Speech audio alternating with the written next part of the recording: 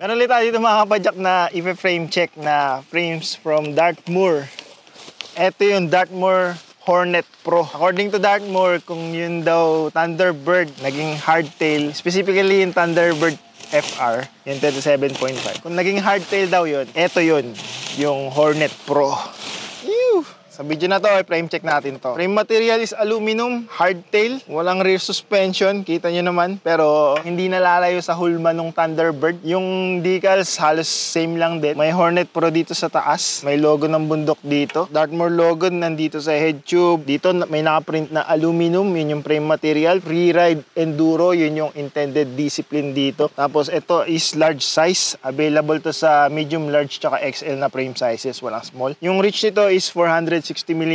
Ang wheels niya ay 27.5 hanggang 2.8 na taba yung pwede. So napakalaki ng clearance dito. Pero pwede mo rin siyang imalet setup, yung lalagyan mo siya ng 29er na gulong sa harap. According to Dartmoor, yung travel ng suspension fork na pwede mong gamitin dito is from 140 to 180mm. Medyo malaki yung range. Bahala ka kung saan ka mas nagra-ride. Kung kailangan mo ng mahabang travel na fork, kung 180 setup mo dito, pwede. Kung need mo ng ganong kalaking travel. Kung hindi mo naman need nun, kung 140 sakto na sa'yo, pwede mo rin i-setup dito according to Dartmoor. Hub spacing, boost na, RD hanger, replaceable, disc brake mounting, post mount, andito nakalagay. Fully external yung cable routing, pero syempre except dun sa dropper post, may cable routing siya para sa internal na dropper post. Yung mga cable, dadaan dito, tapos may included na mga C-clips, napakadami. So yung shifter mo, tsaka yung brake cable mo, dyan dadaan. External, kaya di ka na mahihirapan mag-cable routing papaloob dun sa frame. Yung sa dropper dito dadaan sa down tube, externally routed, tapos papasok dito sa seat tube. So internal na dropper post pa rin yung kailangan mo para dito. Head tube is tapered, same to sa head tube ng Thunderbird na iba na din, mas malaki dito sa ilalim yung bearing na kailangan niya. Compatible dito yung Dartmoor Storm na headset. Yung Blink hindi, kasi mas maliit yun. Yung Blink usually nandun sa previous gen ng mga Dartmoor frames eh. Pero ngayon, mas malaki na yung pang ilalim nila.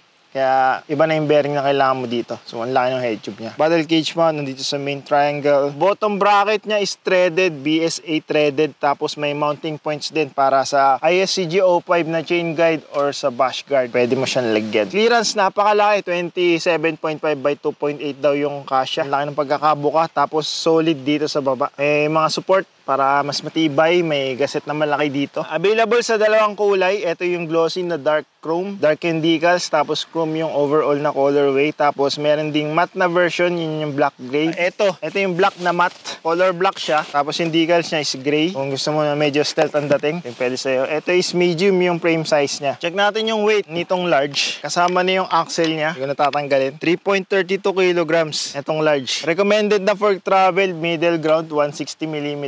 Pero as I mentioned nga, pwede mo din daw siyang setup ng 140 hanggang 180. Pero kung gusto mo middle ground, 160. Okay na yon. Reach is 430 sa medium, 460 sa large, 480 sa extra large. Seat tube length, nagkakaiba-iba syempre sa frame sizes. Stock 606 sa lahat. Chainstay is 420mm. Nasa short side yon. Para sa mga naghahanap ng maiksing chainstay na hardtail, ito yung isa. Sa pinaka-maiksi na nakita ko, 420mm.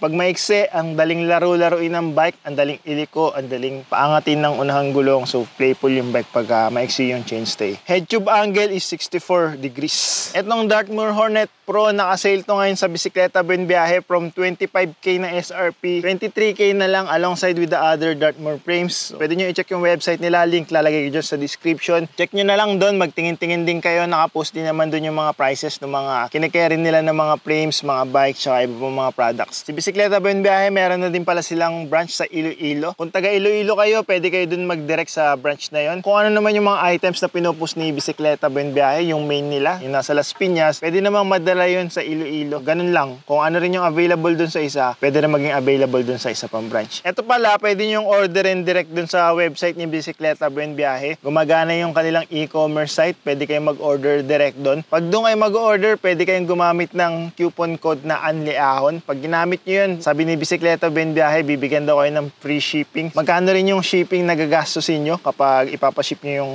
Eto, yung frame na to, di ba? Free shipping na kapag ginamit nyo yan. So, naka-sale na, may free shipping, pwede kayo mag-order doon sa website nila. Etong Hornet Pro, sobrang burly pa rin ng construction nitong frame na to. Siyempre, yung Hornet ganun pa rin naman. Yung Hornet may reputation na siya na sobrang tibay talaga pang hardcorean. Yung hardcore hardtail na 27.5 yung Hornet talaga. Tapos ngayon, naglabas ng new generation ng Hornet, etong Hornet Pro. Ito na yon, yung hardtail version ng Thunderbird. Nagbabala magbuo ng hardtail na pang hardcore trails, 27.5. Ito yung isa sa pwede nyo ma-consider. Tapos kung gusto nyo rin ng mallet, pwede rin naman to. So, pwede nyo rin ito ma-consider. Itong Dartmoor Hornet Pro.